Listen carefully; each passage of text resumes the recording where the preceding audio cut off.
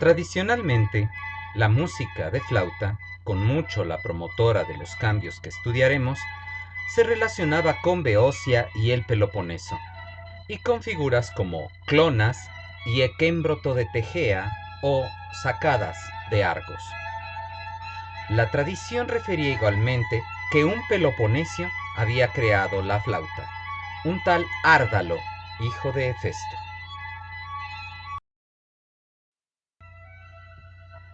A finales del siglo VI a.C., se fundó en Atenas una nueva escuela, producto de los cambios que trajo a la ciudad el poeta peloponesio Laso de Hermione. Antes de estas fechas,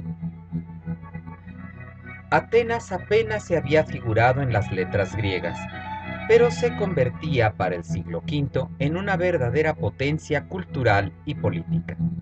Es el momento de los orígenes del teatro, pero lo es también de la llegada del mencionado poeta de Hermione, y según noticia, maestro de Píndaro, aunque también se añaden otros poetas contemporáneos, creadores de ditirambos y lírica coral, como Apolodoro, Tínico, Brátinas, Sidias, Lamprocles, Diágoras, Ión, Melanípides y Lisibnio. Fue tal el impacto de esta novedad musical que la flauta se convirtió en el instrumento del momento y la aléutica fue aprendida por ciudadanos comunes y por profesionales igualmente. La tradición también mencionaba a Píndaro como interesado o incluso miembro del movimiento ditirámbico ático. Es posible que el poeta haya sido parte importante de este movimiento, ello porque a pesar de que en su natal Beocia la tradición señalaba a Iagnis, padre de Marcias, como inventor de la flauta, Píndaro reformará el mito y adjudicará dicha invención a la diosa Atena, y ello permitiría la liga del instrumento con la ciudad, aunque éste fuera considerado como extranjero.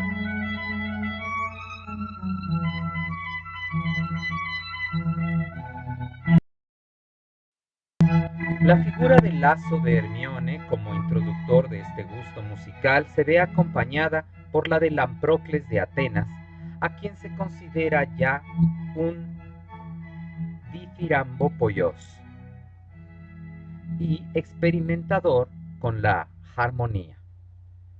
Es muy posible que otras figuras atenienses, aparte de Laso, se deban integrar a este movimiento innovador, tales como Pitocleides y Agatocles, atribuyéndose al primero la invención de la armonía mixolidia que otros señalan como obra de Lamprocles.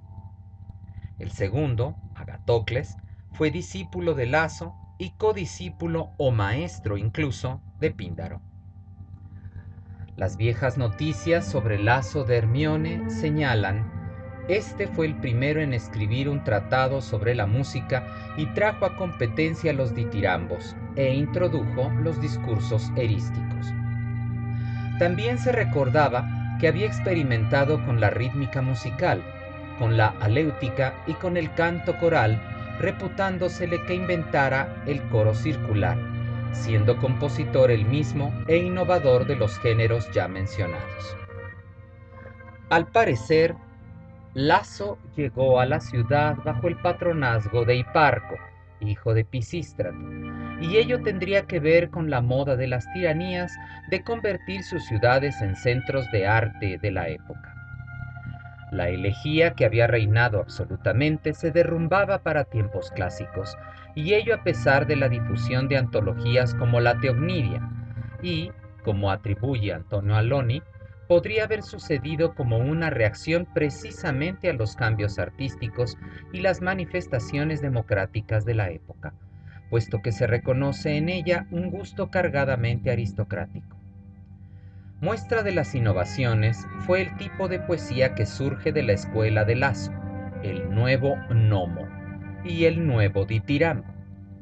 Las características de esta lírica es su renuncia a los largos relatos al estilo de Estesícoro, centrándose sobre todo en un arte sofisticado, internacional, que potencia al máximo la palabra, la danza y la música.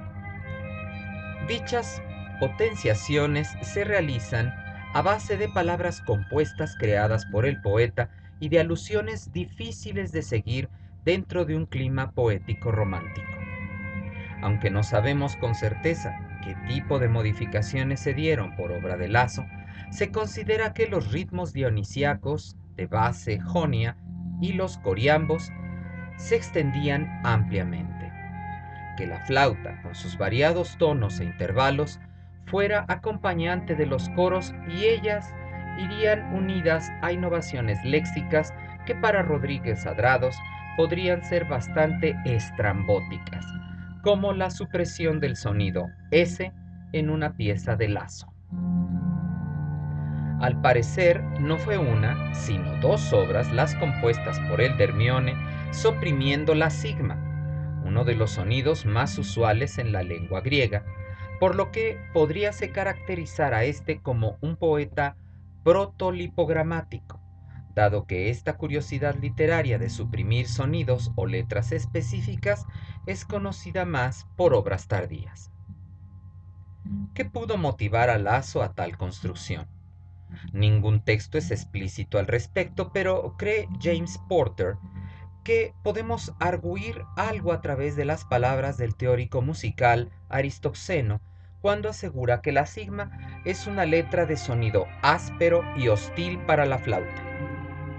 Si, como mencionamos, Lasso gustó y confeccionó música para este instrumento, bien podría haber producido dichos poemas para agasajar a los y las aléutrides. La misma idea sobre la dificultad del sonido S la señala igualmente Dioniso de Halicarnaso, recalcando el silbido o siseo de esta consonante, y cita a continuación la existencia de poemas sin dicha letra y anota un fragmento de Píndaro, lo que lleva a Porter a suponer que los poemas que recuerda el erudito serían los de Lasso, aunque no lo nombre. El título de uno de estos poemas es quizá Centauros, y se trataba de una oda, y la segunda pieza podría haber sido el himno a Deméter, del que conservamos el único fragmento directo de Safo, de Lasso.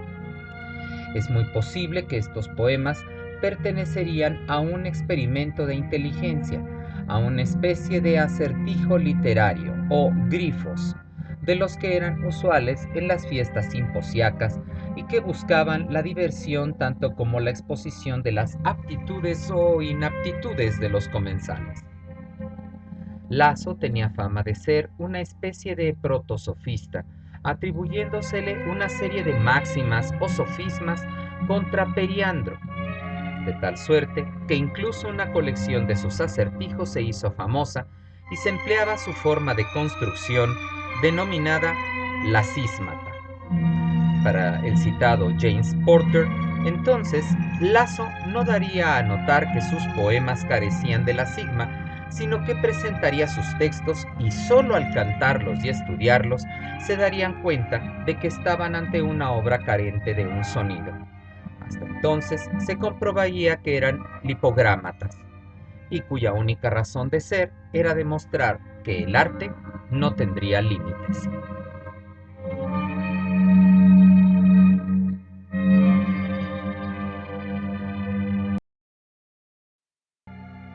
Citemos ahora el único fragmento conservado, hecho que fue gracias a Heráclides Póntico en su libro Sobre la música. Y resulta esto obvio, dado que presenta un giro en la forma común de comenzar un himno.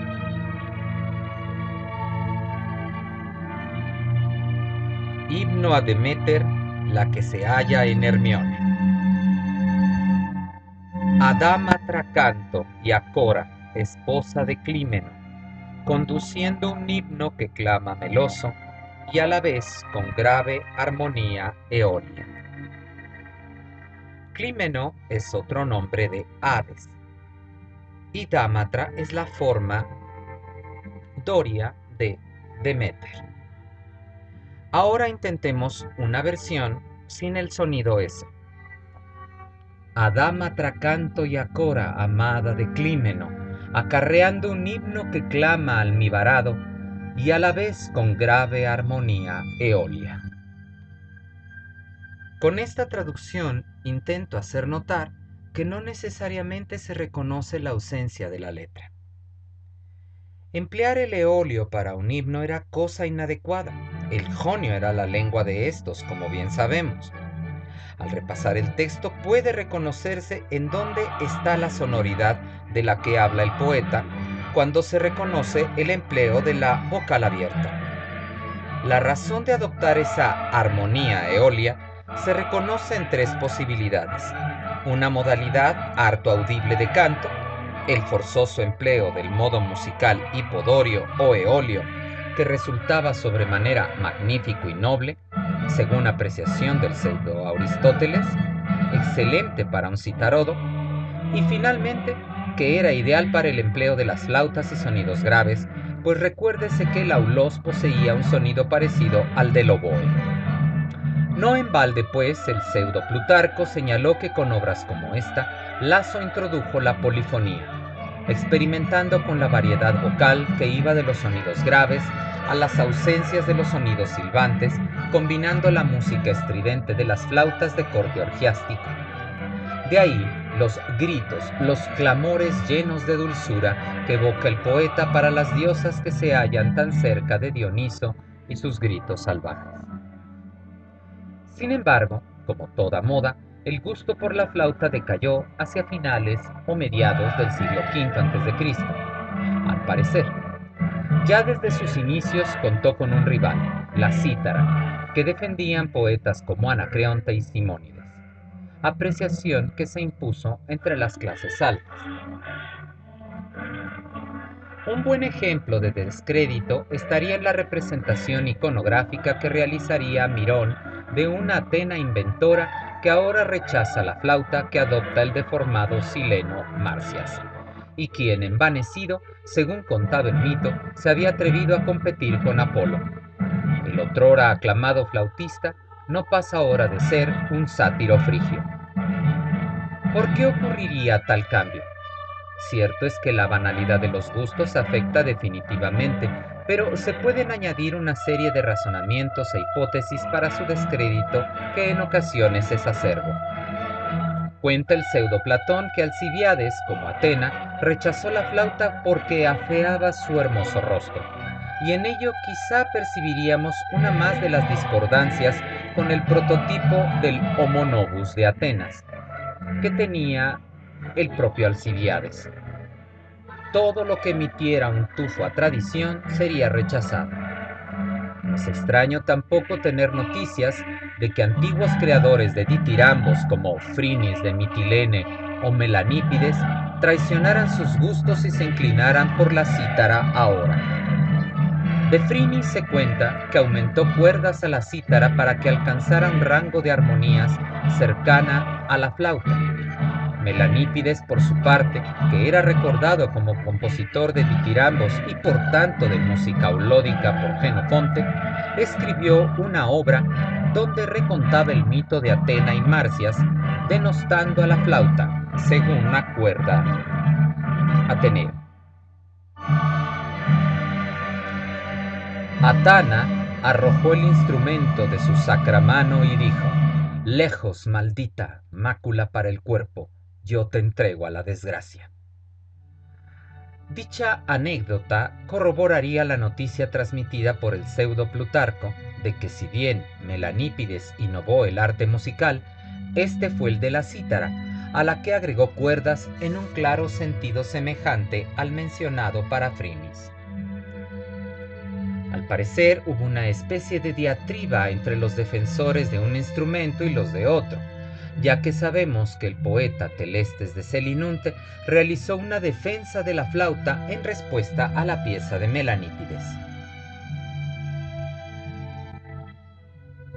No concibo en mi mente que en montaraces bosques el sabio instrumento, tomando la sabia y divina Atana, habiéndose espantado por la fealdad ingrata a la vista, la arrojara hacia atrás desde su mano. Gloria para Marcias, aplaudidora bestia nacida de una ninfa.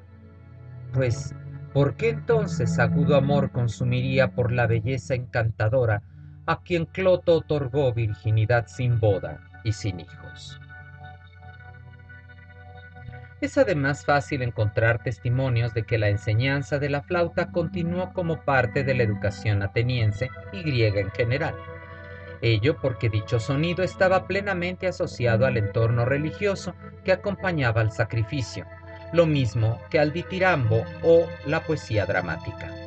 No obstante, es claro que la flauta fue atacada con gran intencionalidad, puesto que los premios otorgados a los flautistas en la competencia de ditirambos durante las Dionisias eran menores a los otorgados para los citaristas en las mismas fiestas.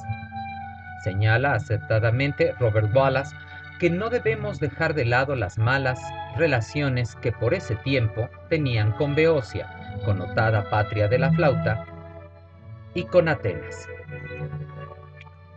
No obstante, también hay que señalar que buena parte del descrédito del instrumento se debería precisamente a esos innovadores, pues las piezas alcanzaron una complejidad no vista antes y los ciudadanos notaban que era más sencillo aprender cítara. Una falla en la digitación producía en la flauta una nota incorrecta y que el teórico de la música, Aristoxeno, denota con severa acritud. Si bien Aristoxeno igualmente señala que no era un instrumento adecuado para las buenas gentes de Grecia, si hasta los rústicos pastores la empleaban. Aclaración que nos remite nuevamente a ese ámbito snob de la aristocracia. Sin embargo, la flauta siguió siendo popular y tendremos oportunidad de corroborarlo con la obra de Timoteo de Mileto.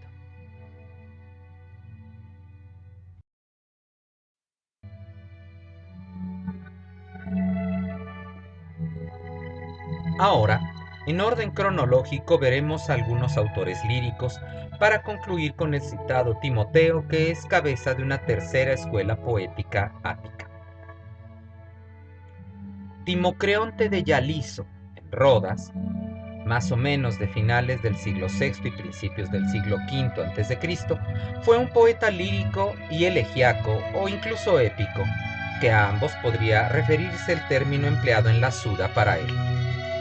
Timocreonte fue un hombre de muchos enemigos y parece que lo fue por su carácter vigoroso y agresivo. Se cuenta que además de poeta, fue un atleta. Uno de los helenos medizados, es decir, que se pasaron al bando persa durante la invasión de este imperio a la Hélade, y al parecer el poeta viajó a la corte del rey persa. Su traición fue acremente criticada por los helenos, a los que el poeta parece responder con uno de los textos conservados.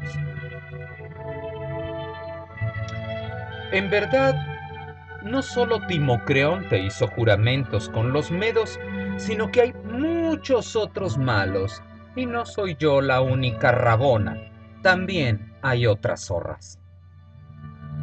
La última frase alude sin duda a la fábula esópica sobre la zorra que, habiendo perdido el rabo, pretendía que todas se cortaran el suyo. Según comenta la enciclopedia bizantina Suda, Timocreonte mantuvo una polémica de corte profesional con el poeta Simónides y con el político Temístocles.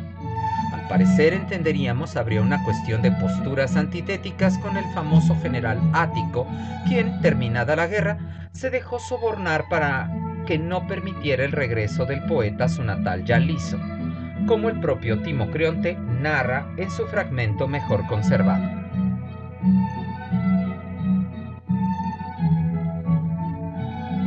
Pero si tú por cierto a Pausanias o también de cierto a Jantipo alabas, o tú en verdad a Leutíquidas, yo elogio a Arístides, varón de las Sacra Atenas, único que llegó a ser el más eficaz, puesto que Leto a Temístocles odia, mentiroso, injusto, traidor, quien a Timocreonte, siendo su huésped, por unos dineros, por unas burlas persuadido, no le permitió regresar a su patria Yaliso, sino que, tomando 3 talentos de plata, embarcando encaminó hacia la perdición, a unos regresándolos injustamente, a otros persiguiéndolos y a otros matándolos.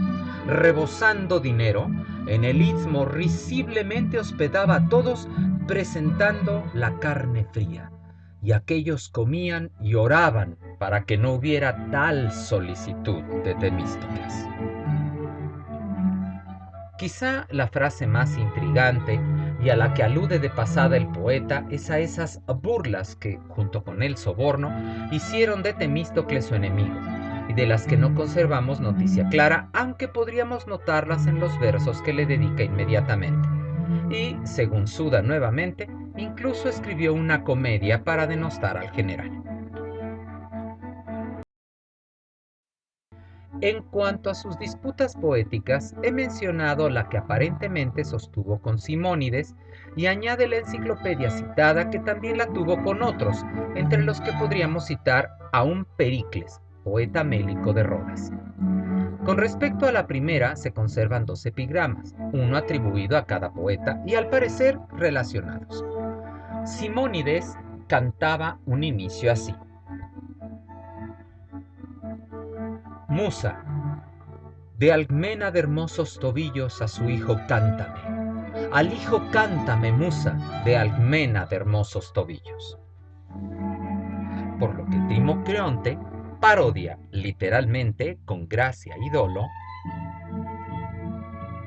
deseos me persigue tal fantochada no queriéndolo me persigue la fantochada deseos, aludiendo obviamente a la patria del poeta Simónides. De Pericles no tenemos noticia alguna, salvo esta referencia con respecto a Timocreonte, y no sería demasiado especular que los celos profesionales para los 2 poetas de una misma isla tan pequeña fuera parte de la razón de su diatriba. Aunque la Suda atribuye el siguiente texto a Pericles, el líder ateniense, es posible que se refiera al poeta por simple cronología. El fragmento que yo me atrevo a sugerir fuera del poeta Rodio uniría los escolios, los cantos convivales, como vimos, de autoría de Timocreonte, a las siguientes cosas que no debían compartirse.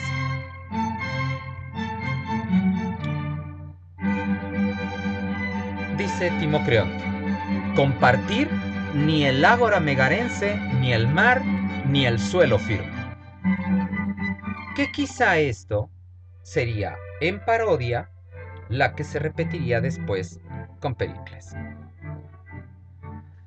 No es útil, oh ciego Pluto, ni en la tierra, ni en el mar, ni en el suelo firme que aparezcas, sino habitar en el Tártalo y el Aqueronte, pues por ti todas las cosas malas ocurren a los hombres. Con todo, Timocreonte fue un poeta afamado en su tiempo, como lo prueban las sendas parodias que Aristófanes realizó de su obra, y hoy en día se le reconoce por la fuerza de sus expresiones y la acritud de su vigor. El sentido irónico de sus versos incluso se refleja en su supuesto epitafio recogido por Ateneo, que dice: bebiendo mucho y comiendo mucho y mucho maldiciendo a los hombres, yazgo Timocreonte el Rodio.